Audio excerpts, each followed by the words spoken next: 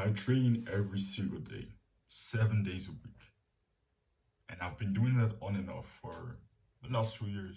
When I say on and off, I don't mean that I've been inconsistent with it. No. There are periods where I actually decide to just train 3 days a week. There were periods where I just train 6 days a week. There were periods where I just train 5 days a week. But what always worked best for me, it was the most enjoyable, and were actually the periods where I made the most gains. Were the periods where I just said, oh, fuck it, I'm just going to train every day. And the simple reason why I do it, I just enjoy it. I just want to train every day. Because often on the days where I don't train, those are the days where I really I feel like a shell of the man I'm supposed to be. I feel like I'm not living up to my potential. And it's just those days are just aren't as fun as on the days where I really just go and train really hard. So that's basically just the most basic reason why I train every day. How I do it, I do push pull legs 6 times a week. So on Monday, push, Tuesday, pull, Wednesday, legs, and then on Thursdays, what I do is plyometrics. Plyometric is basically a style workout that I really enjoy.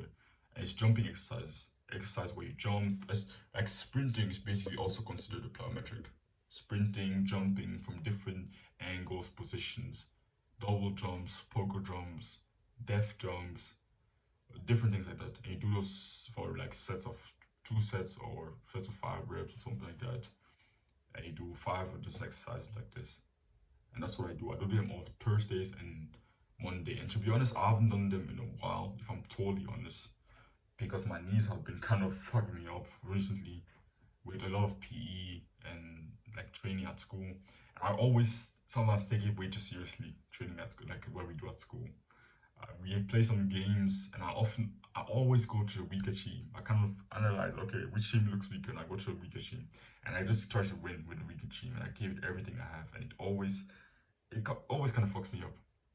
To be honest, when I do it like that, it always kind of fucks me up because even yesterday I did it, and it was very tiring. My legs are still sore from yesterday, and yeah, I need to learn to control myself more, but I'll be out of school in 1 month, so yeah.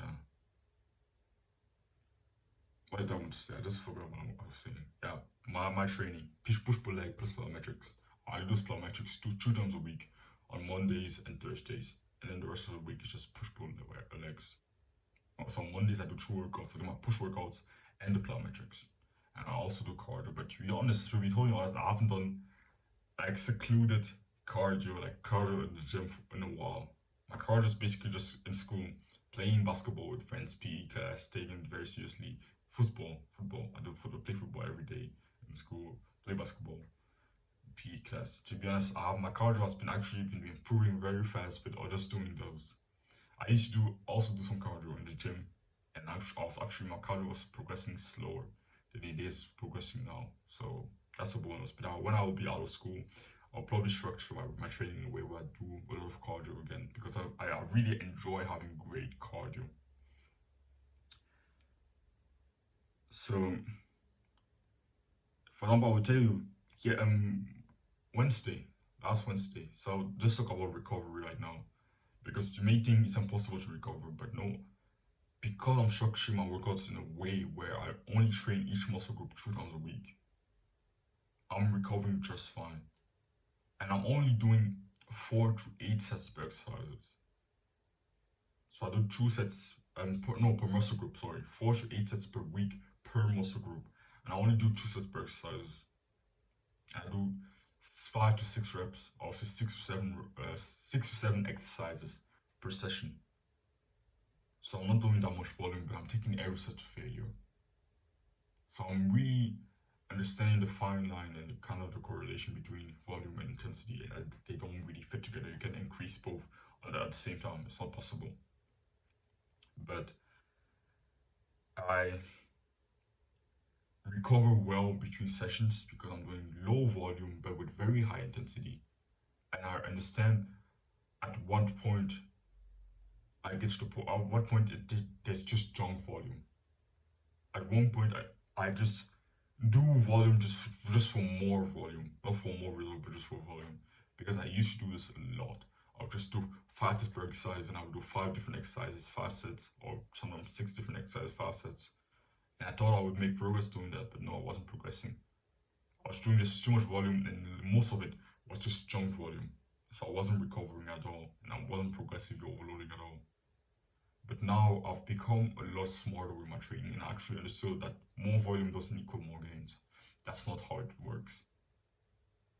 It's not just that in fitness, it's not just about putting in as much as possible. And when I've actually understood that, when I understood that it was actually about putting the right things in at the right time with the right amount, that actually gets you the most gains. That's when my progress actually skyrocketed and I actually improved at the skill of recovery. And basically, recovery, yeah, sleep well, train smart, sleep well, eat healthy and good foods, drink water, all those things. It's very basic. And also just be smart with what you do outside of the gym. Like I said, be smart with your training. So I'll tell you a story from last Wednesday. Last Wednesday, I had PE class from 12 to 1:30 p.m. And like I said, again, I became very competitive. We played games, we played different games. We played like tag, with the ball where you just throw it at people and you have to hit them. And when you get hit, you have to go behind. And you have to find a way to just get through and come back to your team. So we played that. And again, I went to the weaker team on purpose just because I wanted to push myself and actually wanted to win with the weaker team because it's just so satisfying for me. So I did that. And actually, we actually tied. We both teams won 2 games. So I was still pretty satisfied. Of course, I wanted to win. I wasn't really satisfied. I was still a little bit pissed off, to be honest. But I was actually a little bit happy because I still managed to tie with the worst team. Like the other team was a lot better than mine, but I still managed to carry my team out and motivate them, and also just train hard, like work hard myself to actually win the 2 games. And then we played volleyball, and I went to the weaker team again, and we tied again 1-1. The first team won the first game, and whenever we won the second game. But to do that again with the weaker team, I had to push myself a lot, and I jumped a lot, and I sprinted around a lot, especially jumping. Like I had a great game. I blocked a lot of shots. Like I was really amazing with my blocks, and all that made my legs really tired. And I had a leg day on that same day, Wednesdays. I had a leg day, and I went in there thinking, yeah, I can still progressively overload. Yeah, I can still have a great workout. That's not what happened. Like I went in there, that workout was absolutely bonkers, like bullshit. I went in, I did like two reps less, 2 to 3 reps less than I did the last session. That's when I realized, bro, my legs are fatigued as fuck. I just realized, yo, okay, I'm leaving it at that. I was doing a few exercises and then I just realized, yo, okay. I just said, okay, let your legs recover. If you just keep training, so I just did like 3 exercises, two exercises. I started the third one, but I just did one set of the third one, and then I realized, yo, okay, that's horrible. And I just realized if I keep training right now, if I try to finish this workout, it will just be junk volume. It wouldn't be effective volume. It would just be junk. So I just say, okay, fuck it, I'm just going. So it's understanding also that there's a limit to how much your body can take. And training isn't just the pure training that you actually did or the structured thing that you're doing. It can also be other things.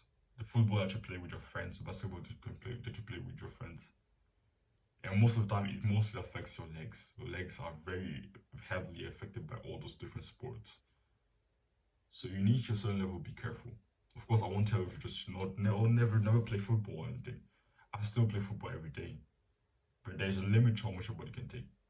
And last Wednesday, for the first time in a while, I actually reached that limit. My leg workout afterwards was absolutely dog shit.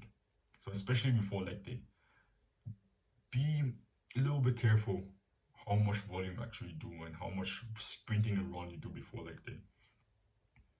And the best case scenario is just you do your leg day and then you go play volleyball or basketball with your friends. That's the best case scenario in my opinion. But it'll still be difficult to recover from that. So you just need to be careful. I won't tell you to not play other sports or have fun playing football or basketball with your friends because that's something I also do and I really love doing that. But yeah, you know what? To kind of, I think you understand what I'm trying to say here. There's a limit to how much your legs and body can take. And it's not easy at all to cross a limit. I very rarely cross a limit. But yeah, Wednesday I did, and that's when I understood, yeah, here's where the limit lies. And I need to be careful next time. So yeah, that's all I had to say. Hope you found this video valuable. If you're interested in my fitness coaching, then you can click the first link in the description. We can see if you're good fit for it. I'm sure it can help you a lot. Don't run from discomfort. Chase it.